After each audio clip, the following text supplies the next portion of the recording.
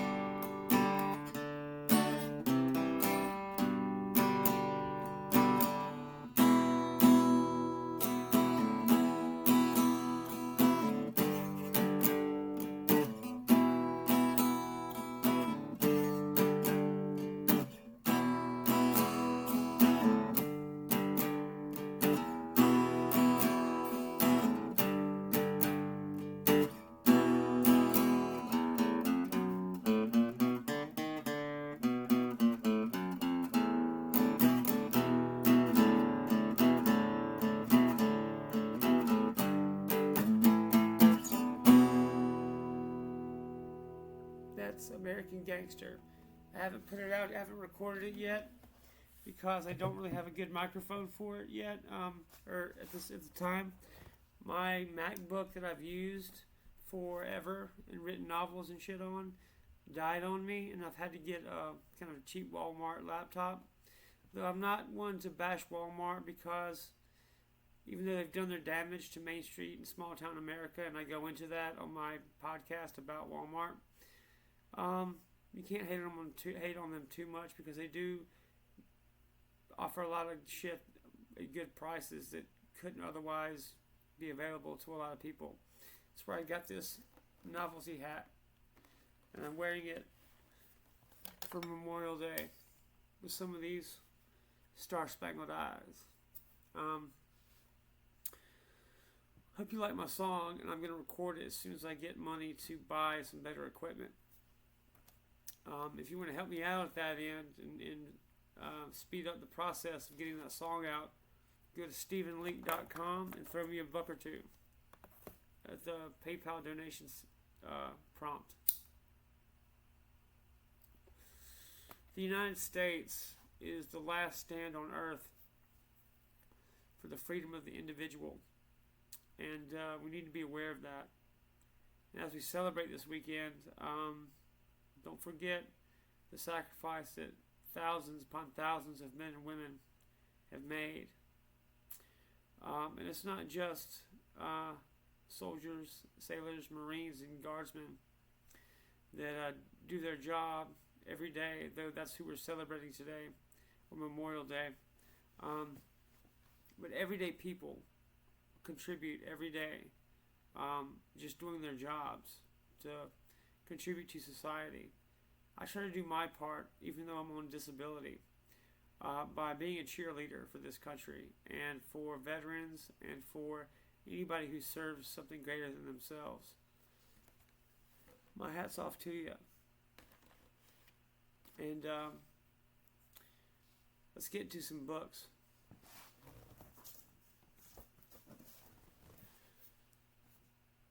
Carl Knausgaard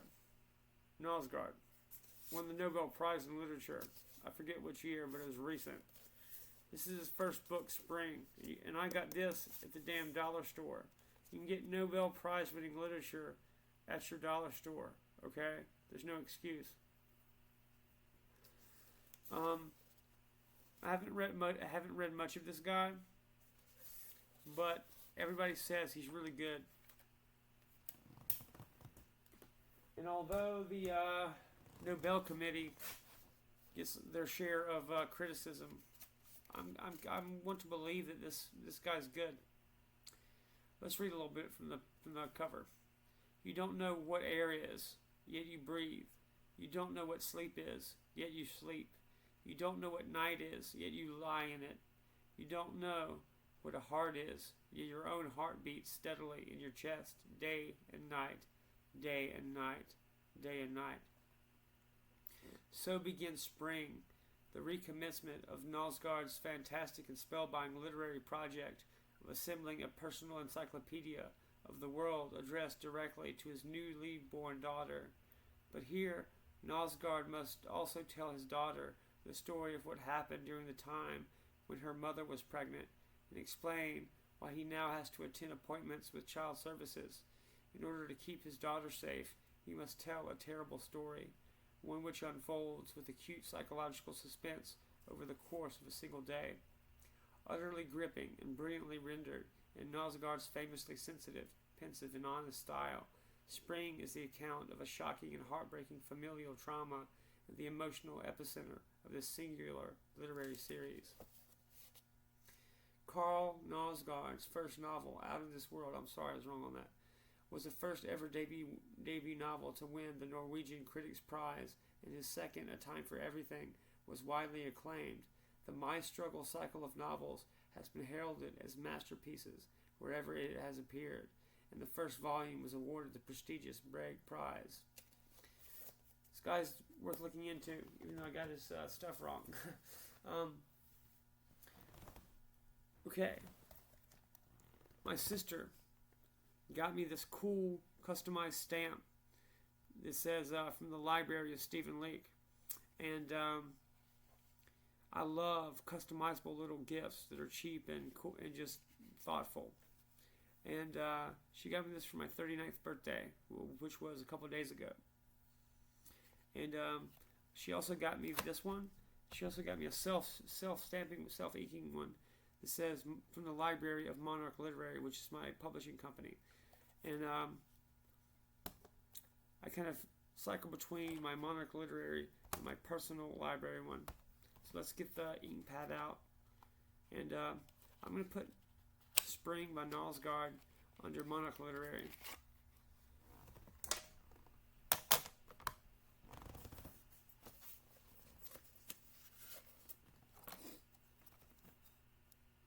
It's probably a reverse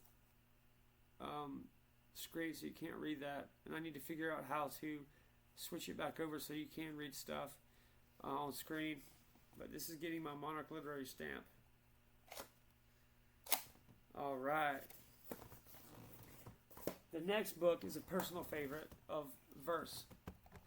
Walt Whitman's Leaves of Grass, and this is a leather-bound edition. Leaves of Grass is a seminal work of American poetry. Walt Whitman is a singular figure in that. I've gotten titles for poems from this volume all the time, for titles and stuff and phrases. And Song of Myself is probably my single most favorite poem ever.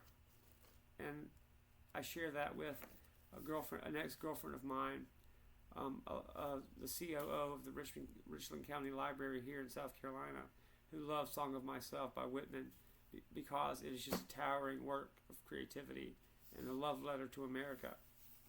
This gets my personal stamp. Leaves of Grass, Walt Whitman.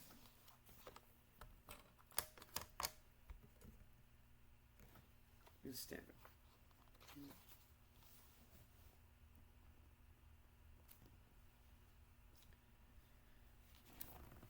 See, it says from the Library of Stephen Leake. All right, Leaves of Grass. The next one is not a piece of fiction or poetry, but political essays.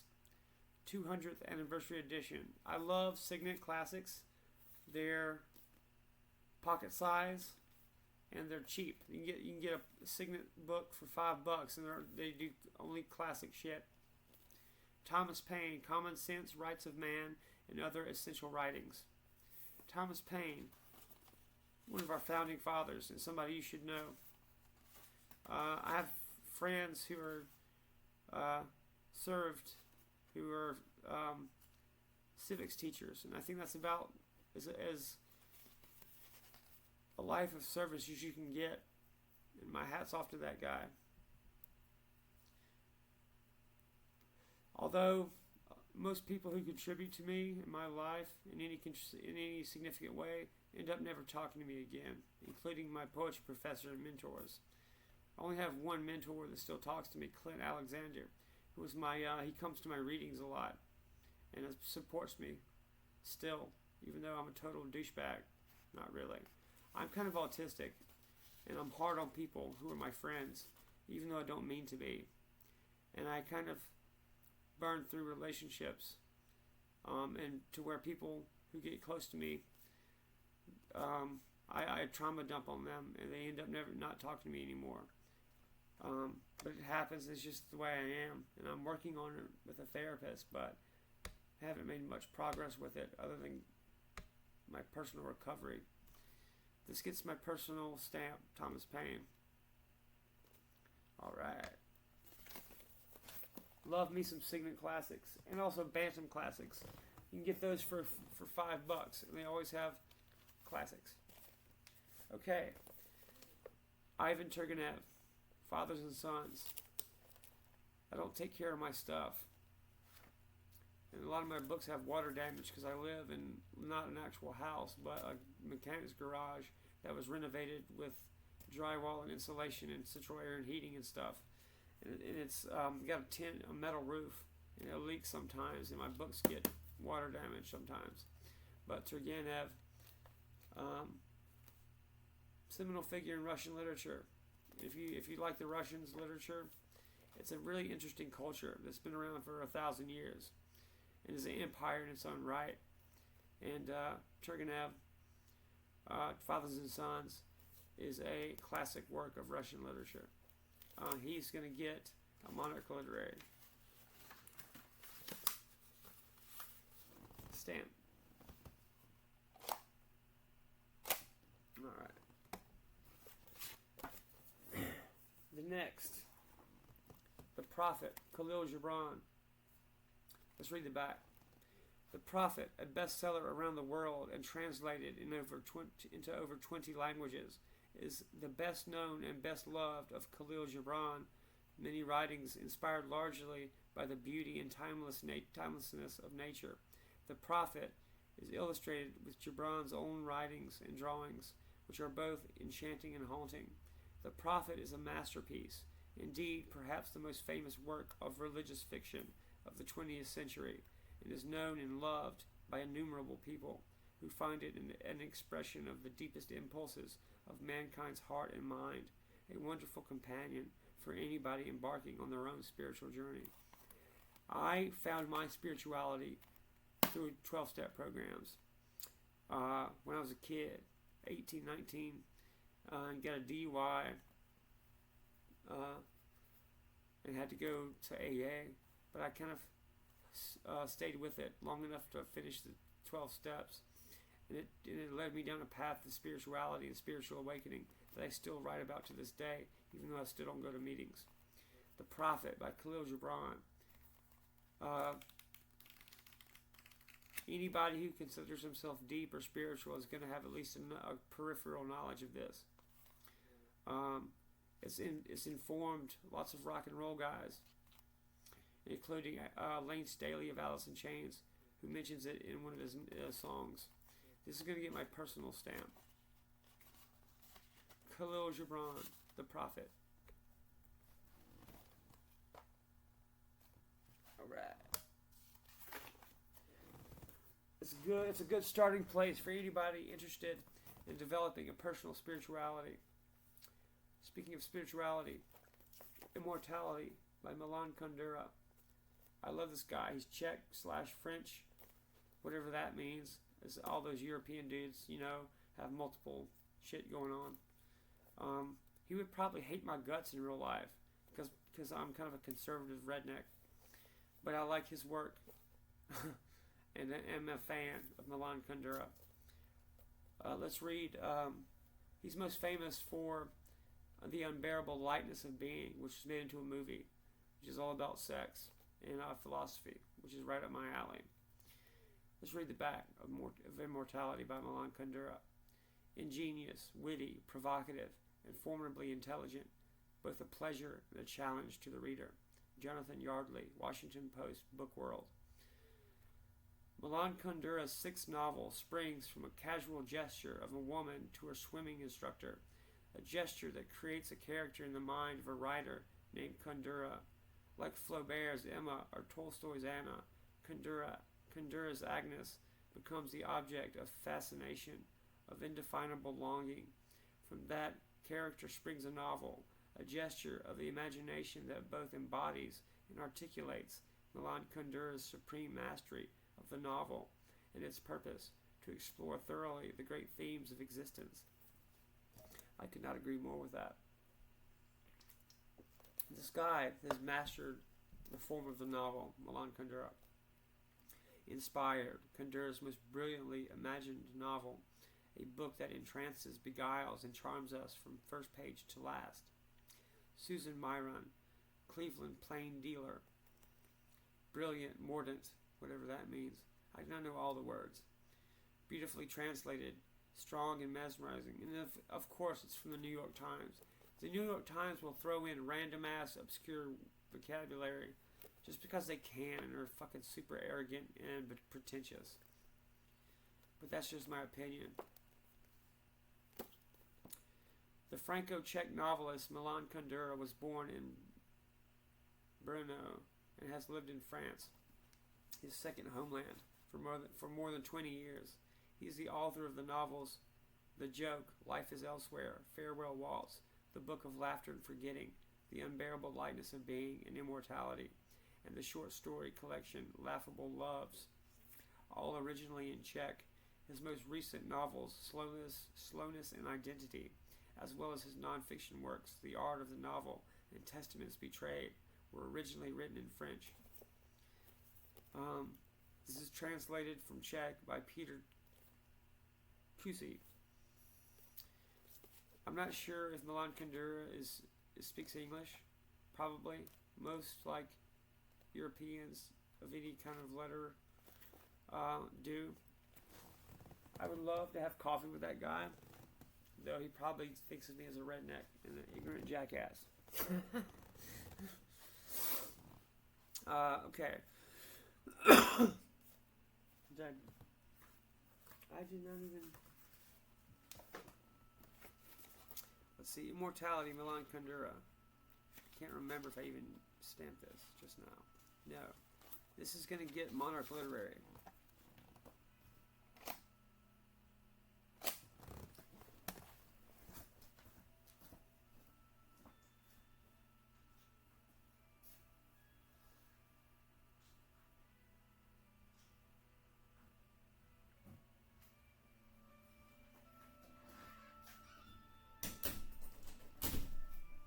My alarm is going off because it's 5 a.m.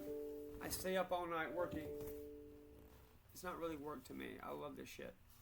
I'm making videos about books. It's fun. Monarch Literary Stamp for Immortality. The Alexandria Quartet by Lawrence Durrell. The first book, Justine. I love...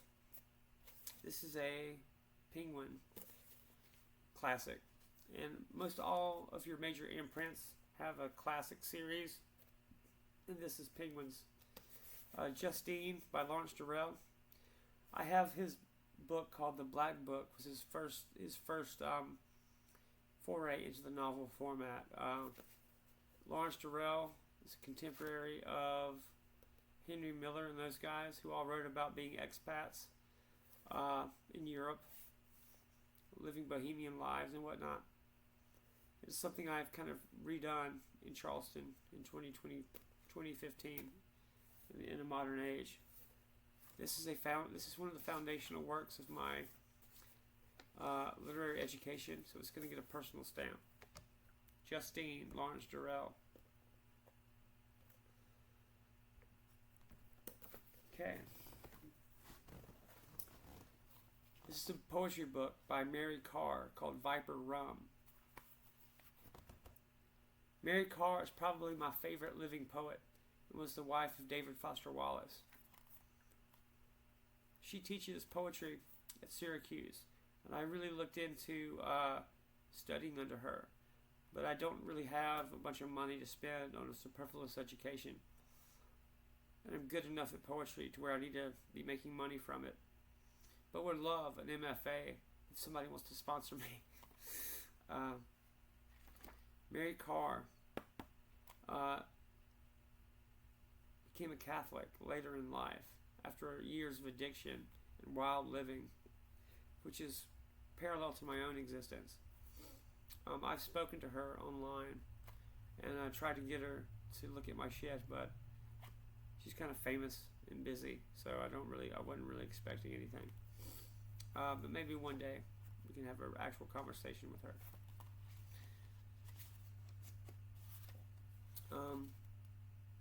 Let me read a little bit of this. This book is for Dev Milburn and Deb Larson. Lux Perpetua. I love her humor.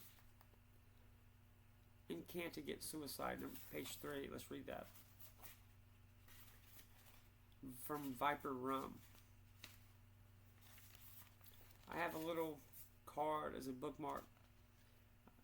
One of my favorite bookstores in Charleston, one I feature in my novel Gethsemane, is Blue Bicycle Books. And I got a lot of good stuff from there when I was living in Charleston. Incant Against Suicide by Mary Carr. Buy neither gun nor blue-edged blade. Avoid green rope, high windows, rat poison, cobra pits, and the long vanishing point of train tracks that draw you to a horizon's razor. Only this way will another define you, another day refine you. Natural death's no oxymoron. Your head's a bad neighborhood. Don't go there alone, even if you have to stop strangers to ask the way, and even if spiders fall from your open mouth. This talk's their only exit. How else would you scramble from your skull, escape? You must make room first, that the Holy Spirits might enter. Empty yourself to self, then kneel down to listen. There's references to recovery in her work, which I absolutely love. She's also active in recovery. Is also just brilliant in her own right, which is another reason I love her. Author of Liars Club and Cherry, other good nonfiction memoir stuff. This next one is a pretty old book, written between the World Wars, I think. Let's check.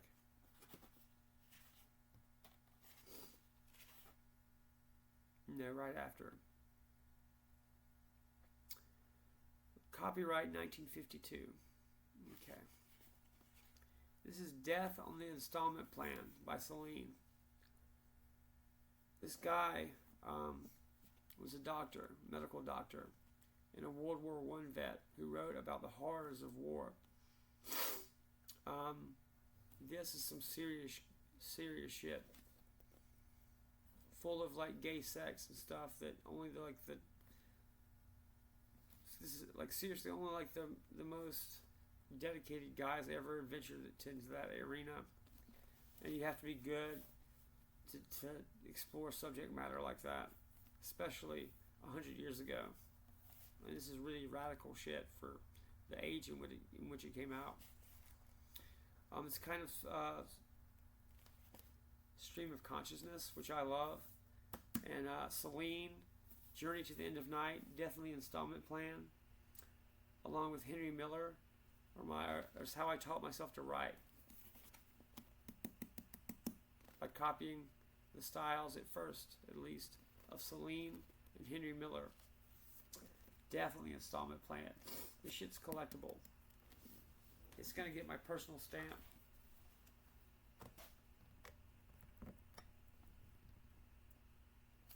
Alright. I absolutely love this book.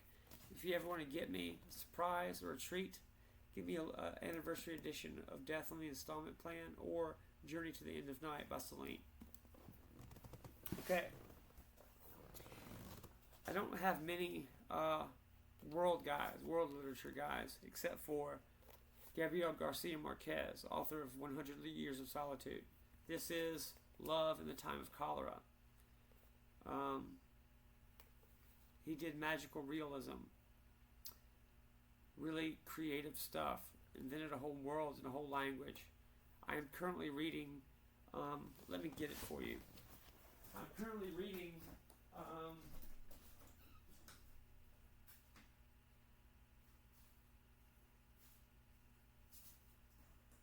I'll have to find it for another video, I guess. Here it is, actually. Another work by Gabriel Garcia Marquez, Until August. This is, I think, one of his last works he wrote when he was kind of declining in capability and faculties. And he was worried that he wasn't good enough to actually put something out under his name because he was a Nobel laureate. And that's the kind of shit that these genius dudes have to worry about. That shit's out of my arena. I do my best to get published, but this stuff, the worlds he brings alive in that take place in like Central and South America are just so colorful. Gabriel Garcia Marquez won the Nobel Prize. The extraordinary final novel from one of the most acclaimed writers of our time. I highly recommend. It's short and it's easy reading. Doesn't mean it's not complicated thematically. Until August. This is currently on my bookshelf. Well, something I'm reading right now. But back to Love in the Time of Cholera. There's been several film adaptations of Love in the Time of Cholera, and his magical realism has won him the Nobel Prize, as I've said. He's a singular figure in Spanish literature, Spanish language stuff. I have a very, very limited understanding of Spanish. Had 3 years of it in high school, but that's about it, and I never really used it since. But I have a fundamental understanding of basic words in the language. The words I'm about to express, they now have their own crowned goddess. He's so romantic, this dude. And that's from Leandro Diaz, I'm sorry. This is going to get Monarch Literary Stamp. Alright, moving on. I'm going to do 2 at a time, so I'm not here for 5 hours.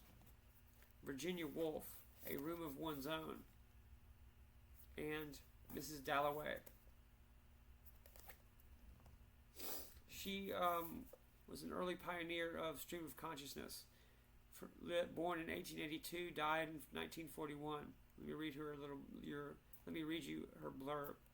Virginia Woolf, one of the major literary figures of the 20th century, transformed the art of the novel with such groundbreaking works as Mrs. Dalloway and To the Lighthouse, the author of numerous collections of letters, journals, and short stories. She was an admired literary critic and master of the essay form. Mrs. Dalloway was first published in 1925. Really awesome look into 20th century Americana. Let me read you the back. Mrs. Dalloway. Mrs. Dalloway is the portrait of a single day in a woman's life. Mrs. Clarissa Dalloway is preoccupied with the last-minute details of a party preparation, fresh flower shopping, new dress buying, and festive room decorating. As she readies her house for friends, neighbors, memories flood her mind. She is awash in the sensations of faraway times. Clarissa blissfully relives her carefree youth, early loves, stoically witnesses the approach and retreat of the war's grinding realities, carefully re-examines the solid reasons behind her practical marriage, and hesitantly looks ahead to the unfamiliar work of growing old. In this revelatory and experimental novel, the past, the present, and visions of the future melt together in each and every moment. Heralded as Virginia Woolf's greatest work of fiction, Mrs. Dalloway is not only a detailed rendering of a vivid human life, it is the outline on paper of human consciousness. Virginia Woolf is one of few writers who changed life for all of us. Her combination of intellectual courage and painful emotional sensitivity created a new way of perceiving and living in the world. The reason I like Virginia Woolf, I use stream of consciousness in my own work. And she's going to get my personal stamp. Her, along with Carson McCullers of The Heart is a Lonely Hunter and the Ballad of the Sad Cafe fame, are 2 of my favorite women writers.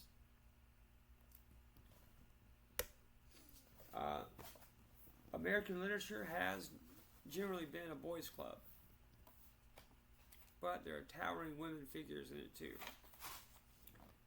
Room of One's Own, personal, good stuff. It's pioneering stream of consciousness. The next one is something you may have read in high school or junior high or something like that. Fahrenheit 451. Dystopian fiction of the near future. Some quotes from the novel. If they give you ruled paper, write the other way. Juan Ramon Jimenez. I don't know if I've ever seen a good film adaptation of Fahrenheit 451, but it's usually taught in like 8th or 9th grade English class about censorship. It's about in the future a dystopian society that burns books and art and stuff. I'm not going to go too terribly into this because most people are aware of it. But it's going to get a Monarch Literary stamp. Fahrenheit 451, if you haven't read it, it's a classic.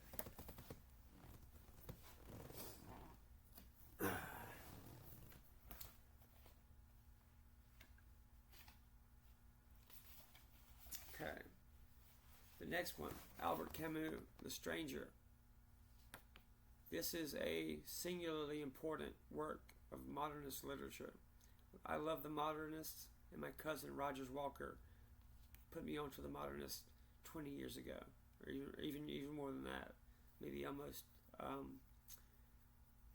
25 years ago. I was a kid. I'm 5 or 6 years younger than him, and he's a now Harvard professor. And I used to sneak in his room down at Myrtle Beach and look through his books, and that's how I got started to get my taste for this kind of stuff. One of my favorite girlfriends, now an ex-girlfriend, who was the COO of Richland County Library Systems, Georgia. This is her favorite book of all time. And me and her talked about it endlessly and had so much fun bonding over this. It's going to get my personal stamp, of course. If you haven't read this and you want to go on a journey into intellectual snobbery in some way, not really. This is just good shit. The Stranger is required reading to be in my circle. The Stranger by Camus. Okay. Another book that you may have read in English class. F. Scott Fitzgerald, The Great Gatsby. People love this book. You can read it in a day, in one sitting almost. A Tale of American Ambition. Lots of guys try to live this book, which is not necessarily a bad thing. It gets my personal stamp.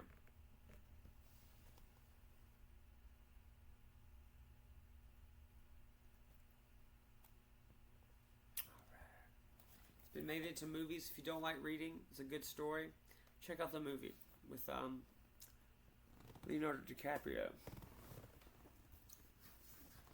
The next one, The Gentleman in Moscow. Amor Towles, author of Rules of Civility. A Gentleman in Moscow follows the story of a guy who is like during the Russian Revolution, and he wrote a poem that was pro-revolutionary, and that's why they don't shoot him.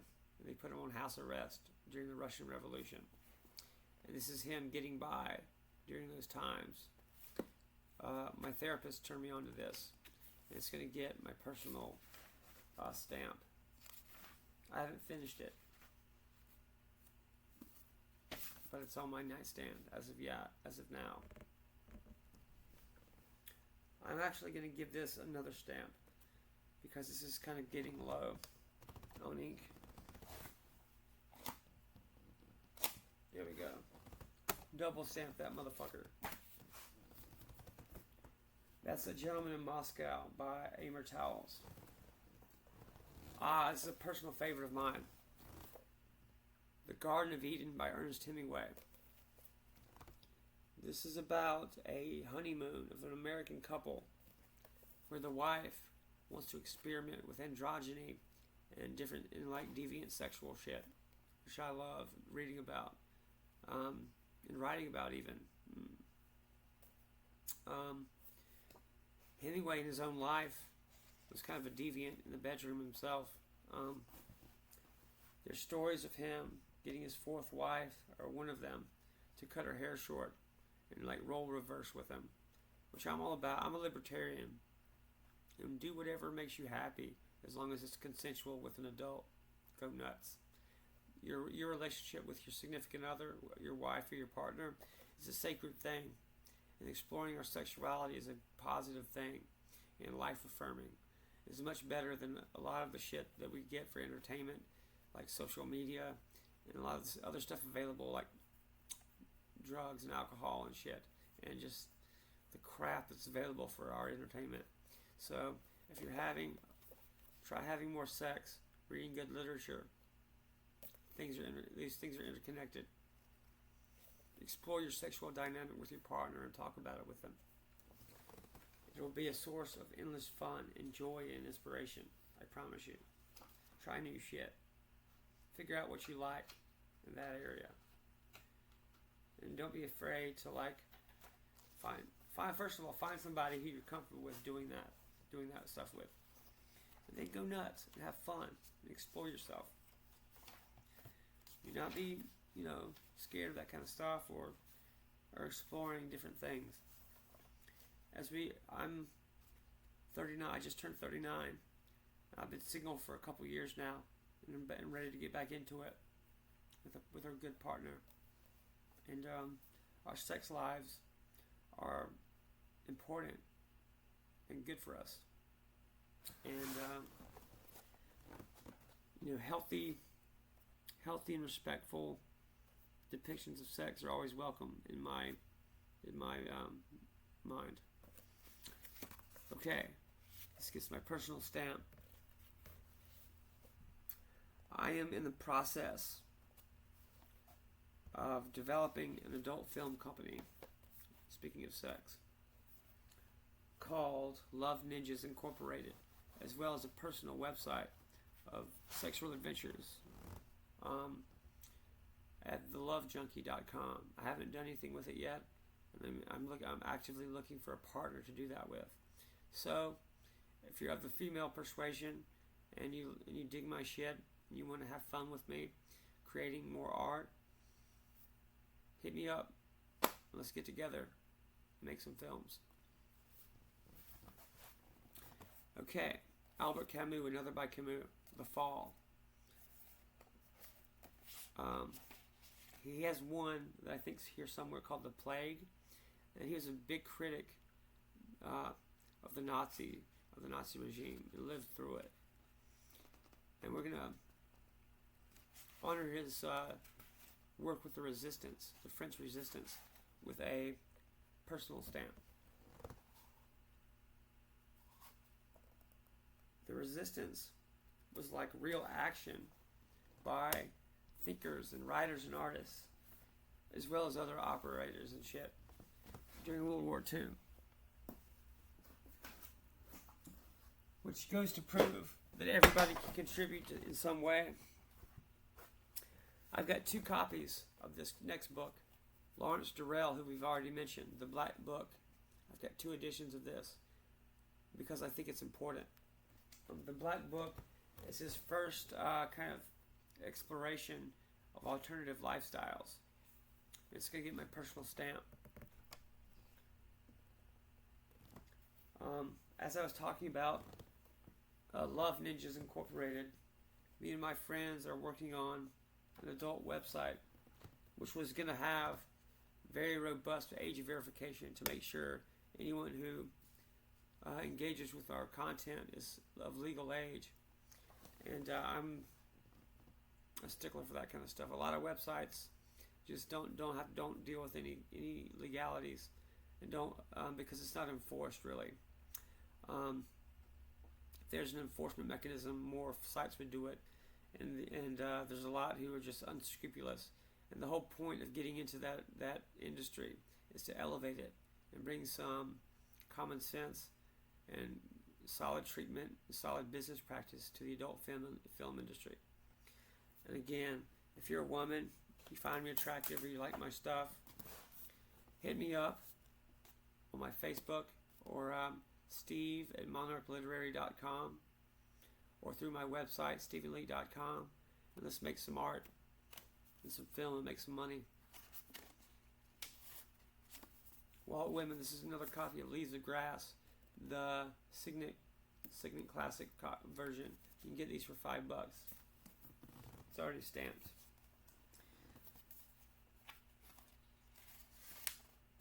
I've already stamped this one, The Prince, Machiavelli. Lots of people go on and on about this, but it is what it is. Political ideas and essays on power. Arthur Rimbaud, one of my personal favorite poets. I haven't stamped this yet. This is complete works of Arthur Rimbaud. He did all of his work from like childhood to 19. He stopped. He did not write a single verse past 19. And the work he did do is considered among the best of French poetry, and was in the 19th century, I think. He had a lover, Paul Verlaine, and was kind of that romance between him and Paul Verlaine is kind of the origin of like the trope that poets are all gay and shit. We have Arthur Rimbaud and Paul Verlaine to thank for that. It's going to get my personal stamp. Nice. If you're into poetry, check out Arthur Rimbaud. There was a crappy movie that I love, actually, called Total Eclipse of the Sun, in which Leonardo DiCaprio, in his earlier days, plays Arthur Rimbaud. Okay, this next one I feature in my novel Gethsemane. It was the main influence on me even having the idea of writing a book about restaurant life. George Orwell, Down and Out in Paris and London. This is going to get my personal stamp, obviously. It's about the restaurant life in the 20s in the big cities of Paris and London. And kind of being penniless abroad, which is shit I love. I'm going to hold on to this because I'm going to read it again while I'm.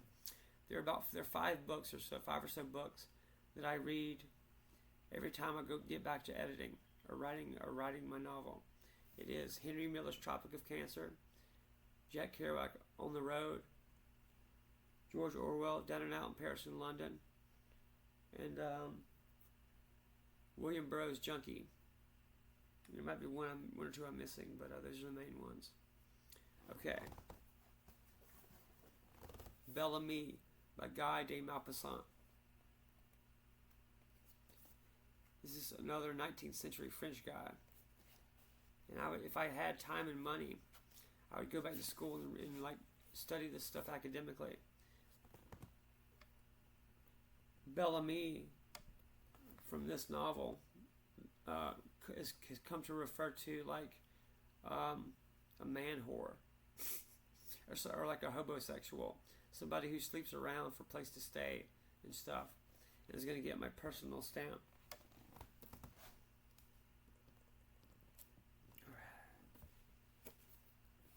Okay, this is not a novel so much. This is a kind of a self-help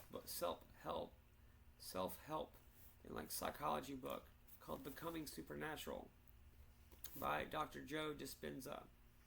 It's a New York Times bestseller, and it's like statistics and psychological, kind of like pseudo-psychological academic stuff about tapping into the superego and like psychological tricks for self-improvement. Becoming Supernatural. That's going to get Monarch Literary. I like it. And the subtitle, How Common People Are Doing the Uncommon. And it goes into like the psychology behind supernatural and kung fu and cool shit like that. I need to get another Monarch Literary stamp before I burn through that ink. Okay. Refusing Heaven by Jack Gilbert. I have lost my other Jack Gilbert stuffs to moving so many times. And I bonded with one of my early girlfriends from Winthrop University, Allison, a different Allison, who went to Winthrop with me. It was in my poetry workshop and treated me like a rock star while I was there. But like everybody else who gets to know me, ended up not talking to me ever again after I kind of became, wasn't doing typical me shit. But we both like Jack Gilbert and bonded over Jack Gilbert. This is Refusing Heaven, winner of the National Book Critics Circle Award for Poetry. I like this guy. Also by Jack Gilbert, The Great Fires, Monoliths, monolithos, views of jeopardy. It's just good poetry, man. Like, I don't want to go on like a rampage of like words. Like, you don't necessarily have to understand all the technicalities of poetry to enjoy this stuff. If you like the words, you like the words, and that really is as simple, is as complicated as it has to be. If it speaks to you, take what you like out of it, and disregard the rest. If it's pretty words are pretty words, and that's really doesn't have to be any more complicated than that or in depth.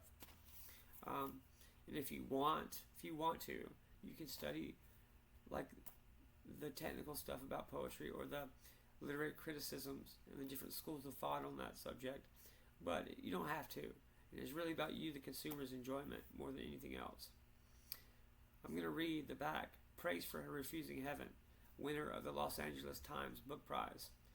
The poems have the quality of brilliant, searching, adult talk after a wild night out.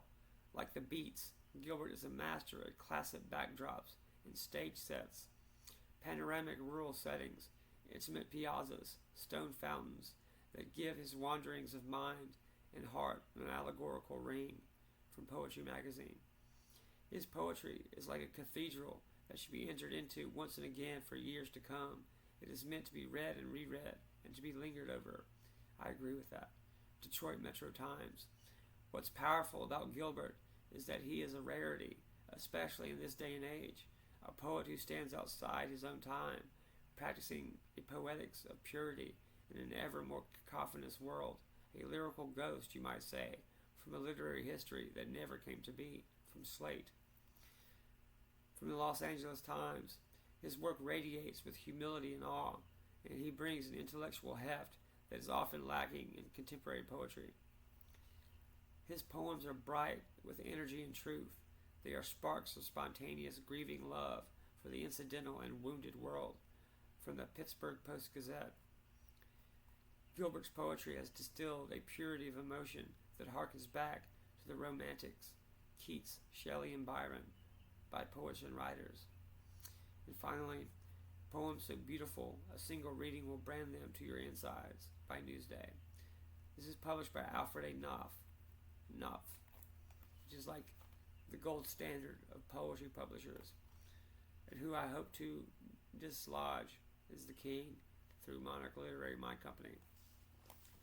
Refusing Heaven by Jack Gilbert. Good stuff. And I need to get The Great Fires again because I lost that copy. This is Martin Heidegger's text, Being and Time. It's a super dense, super hard reading that not many people can even finish. It's like essays on philosophy, and I just want to mention it because just getting through it and all this crazy German fucking words in philosophical terms is an accomplishment in itself. Let's see if I've stamped it yet. This is going to get Monarch Literary. Alright. A few more.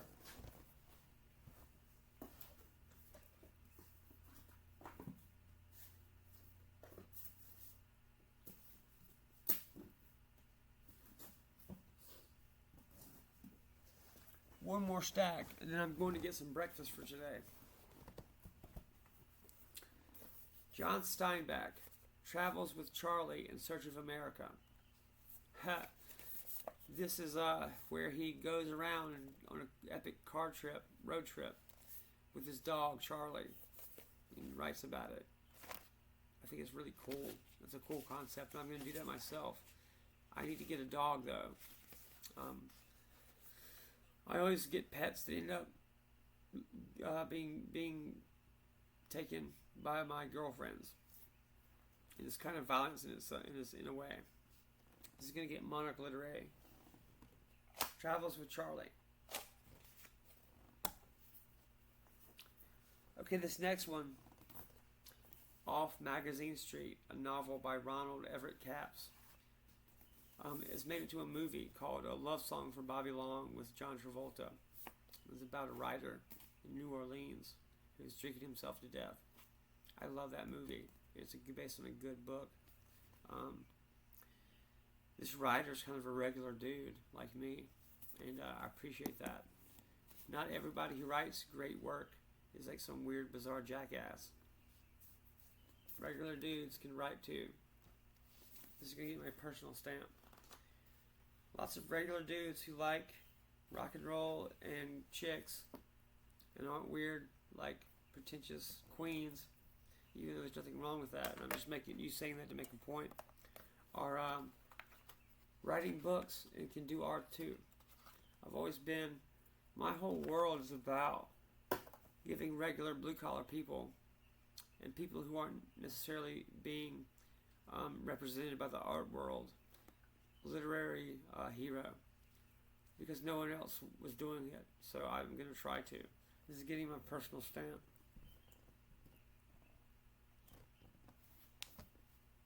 Good art does not have to be pretentious and weird. You know, I'm a rural red state guy in the middle of nowhere. And I've been to Iowa City and was roommates with a Fulbright winning poet and poetry professor from the Writers Workshop in Iowa. And you know, my stuff's just as good as his shit, if not better, for the sheer fact that I'm more original and take more chances. Well, where he like quotes the Greeks and shit in his preface, I like Jimi Hendrix in my preference, and we'll see who sells more at the end of the day. Okay. Franz Kafka, The Trial. This is one of the books that my cousin, Rogers Walker, put me onto. He's better than me. He's a better poet than me, marginally, but he has a formal education. He's a Harvard professor, and he has a website, rogerswalker.org, that you should definitely check out. If you want stuff that's like deep and good and sophisticated, rogerswalker.org. The term Kafkaesque comes from Franz Kafka in The Trial, when it's like waking up in a bizarro world where nothing makes sense and everybody's out to get you, and it's kind of like a perfect metaphor for the world we live in. Franz Kafka, The Trial. This next book was a gift by a Russian diplomat. Hopscotch, a novel by Julio Cortázar. I talk with all kinds of people in my travelings and rantings and ravings, and I like interesting people. I've talked the nature of God and the universe and quantum physics with DARPA scientists and CERN scientists and Fields Medal winners. And I've had dinner with professional athletes and held the kids of billionaires in my lap. And dated all kinds of elite chicks and cool people. And you know, just by being gregarious in bars, have like found my way on the yachts of rock stars on the Seine in Paris in New Year's and shit like that. And I would just go on random adventures and talk to people and be friendly.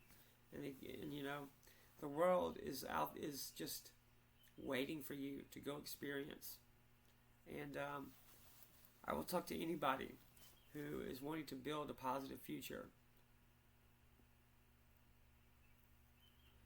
I will talk to anybody and offer my genuine friendship and moral support if you're struggling with mental illness or addiction or whatever, or just want to have an intellectual debate and conversation about books and cool stuff and art and music. This next one, Charles Baudelaire, The Flowers of Evil. A must-have for any aspiring poet. The Flowers of Evil, Fleur de Mal, or some shit. I don't know. I don't speak French, but it's got the French translation in English as well as the original French in this edition. This is going to get my personal stamp. If we can find a clean page to do it. Oh, for fuck's sake. A lot of these older books that have come from like the 18th and 19th, 20th, and early 20th centuries have like really long introductions. If I can find a clean page past the introduction, I'm going to do it. Here we go. Spleen and the Ideal. It's getting my personal stamp. This is going to go on my nightstand, and I'm going to read it again.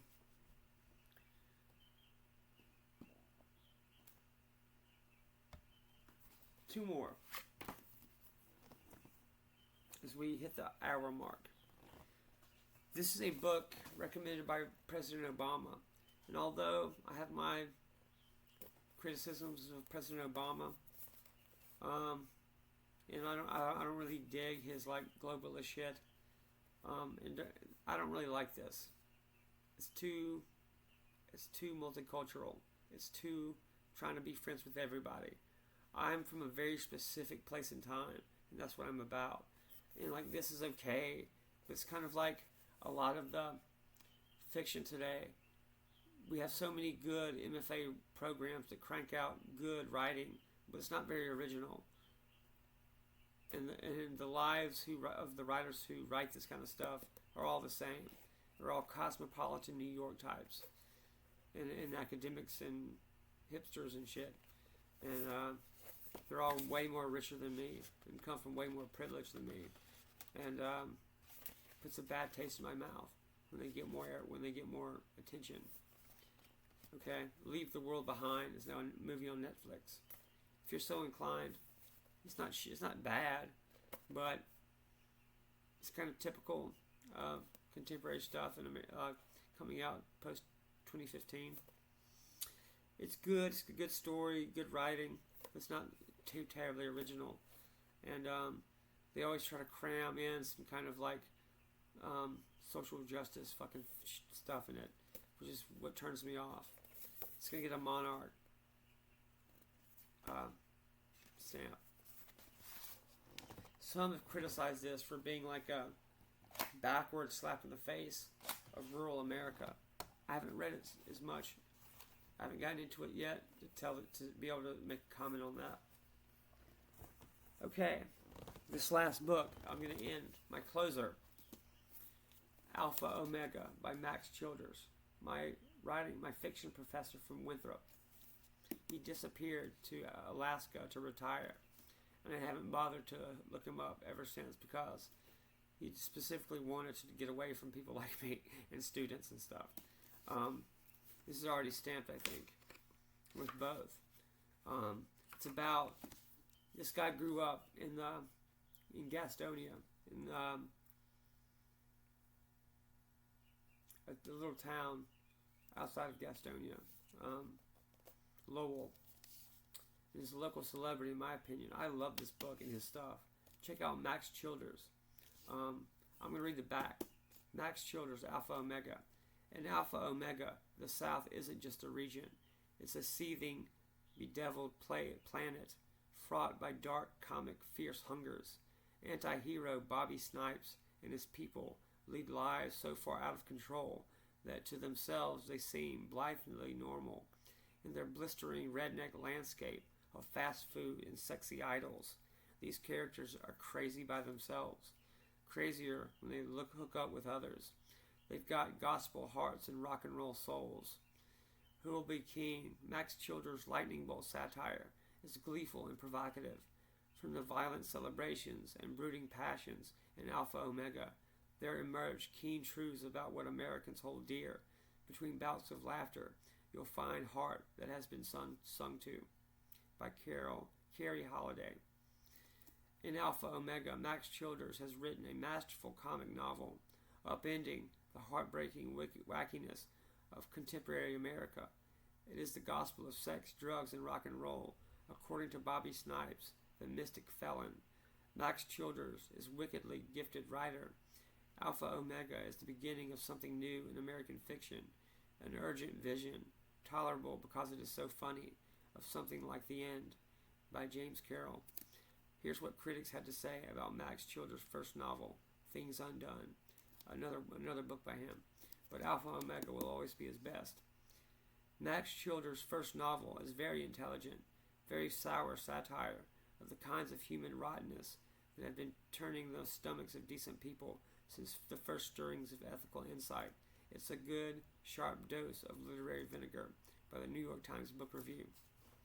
Max Childers titled his first novel Things Undone, but the fact is, there isn't much he's left to the imagination in his cracker cultural lampoon of Southern lawyers and televangelism. Mr. Childers has concocted a true burgoo, bubbling with the action and boiling over with humor that's slapstick, side-splitting, and downright satisfying. The Atlanta Journal-Constitution. Prepare for a laugh-filled roller coaster ride through hell. Truly a remarkable achievement. Don't miss out on this one. You might be in it. The Charlotte Observer. Check it out. Max Childers, Alpha Omega. He was a good teacher. It helped me with my early stuff. Thank you for hanging out with me tonight and going and letting me indulge myself by talking about my favorite books and stamp my library. I'm going to go get some breakfast because it's like 6 o'clock in the morning. But I'm doing what I love. And would not ask for any other life than this. Being a writer was something I always dreamed of, even when I was a kid. And I used to get paper bags from lunch bags and cut them up and roll them up into the shape of cigars and pretend I was Hemingway typing on a typewriter. Shit like that, it's like kids do. And to be 39 and have published shit out, it's the best. I mean, I could not ask for a better life. Let's think about people like Max Childers and other American originals this Memorial Day. I wear many hats. And I'm going to take you out with Wish You Were Here by Pink Floyd in a tribute to my ex-girlfriend who was with me in Charleston for most of the raw material from Gethsemane. She was an epic warrior and an epic badass and a great patriot. And I will never forget her.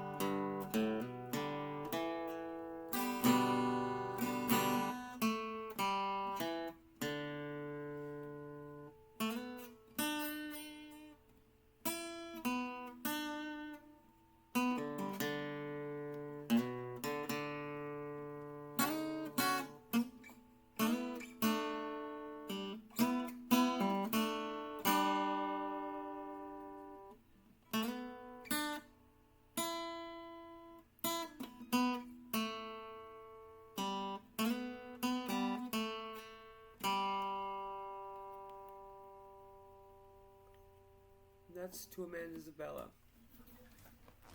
Thank you for being here with me and sharing this moment with me.